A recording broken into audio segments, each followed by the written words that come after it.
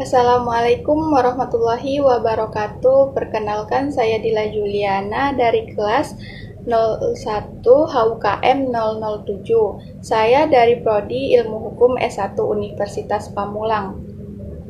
Baiklah, izinkan saya untuk menyampaikan pidato mengenai opini yang telah saya buat sebelumnya di mata kuliah Bahasa Indonesia dengan dosen Ibu Syafatul Hidayati SPD MPD dengan judul Hukum Waris Menurut Hukum Adat di Minangkabau.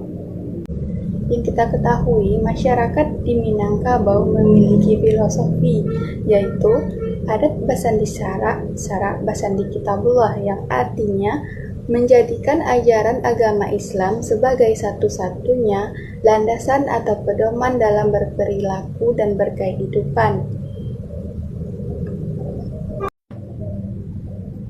Benarkah warisan wanita di Minangkabau lebih besar dari warisan laki-lakinya?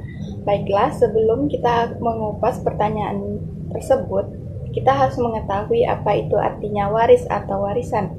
Waris atau warisan merupakan barang yang ditinggalkan oleh seseorang yang telah meninggal dunia, kemudian diterima oleh ahli warisnya. Di Indonesia sendiri kita mengenal ada 3 sistem kekerabatan, yaitu yang pertama, sistem kekerabatan matrilineal, yaitu sistem kekerabatan berdasarkan garis keturunan ibu. Yang kedua, sistem kekerabatan patrilineal, yaitu garis keturunan berdasarkan garis keturunan ayah.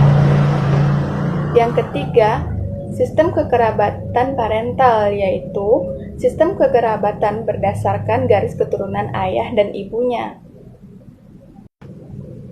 Tetapi di Minangkabau masyarakatnya menggunakan sistem matrilineal, yaitu yang telah kita bahas sebelumnya, yaitu matrilineal yaitu berdasarkan garis keturunan ibu, sehingga anak dari baris ibu yang menjadi ahli waris atau yang dinamakan kemenakan. Sistem kekerabatan di Minangkabau memiliki 7 ciri. Yang pertama, keturunan dihitung menurut garis keturunan ibu. Kedua, suku bentuk menurut garis ibu. Ketiga, tiap orang diharuskan kawin dengan orang di luar sukunya. Keempat, kekuasaan di dalam suku menurut teori terletak di tangan ibu, tetapi jarang sekali dipakai. Kelima, yang berkuasa adalah saudara laki-lakinya. 6. Perkawinan bersifat matrilokal, yaitu di mana seorang suami mengunjungi istrinya. Ketujuh, hak-hak dan pusaka diwariskan oleh mama kepada kemenakan dari saudara laki-laki ibu kepada anak dari saudara perempuan. Sebelum masuknya Islam ke ranah Minang, konsep adat yang digunakan pada sistem warisan di masyarakat Minangkabau adalah sistem kolektif, di mana harta warisan diturunkan kepada garis keturunan ibu, atau bisa dimanfaatkan oleh seluruh anggota kaum. Hal inilah yang menimbulkan perdebatan, di mana ada yang berpendapat pewarisan harta di Minangkabau bertolak belakang dengan hukum waris Islam.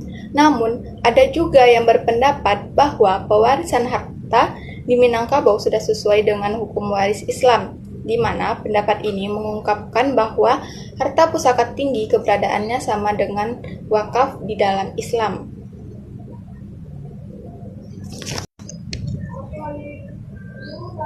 Namun, pada akhirnya dalam kongres pada permusyawaratan ahli ulama Nyinyek Mamak dan Cerdik Pandai Minangkabau pada tanggal 4-5 Mei tahun 1952 di Bukit Tinggi dan Seminar Hukum Adat Minangkabau yang diadakan di Padang pada tanggal 21-25 Juli 1968 menggunakan pendapat yang memisahkan harta pusaka dan harta pencaharian, di mana untuk harta pusaka diberlakukan hukum adat, yaitu diwariskan atau diwarisi turun-temurun secara kolektif menurut garis keturunan ibu, sedangkan untuk harta pencaharian digunakan hukum waris Islam, falaid.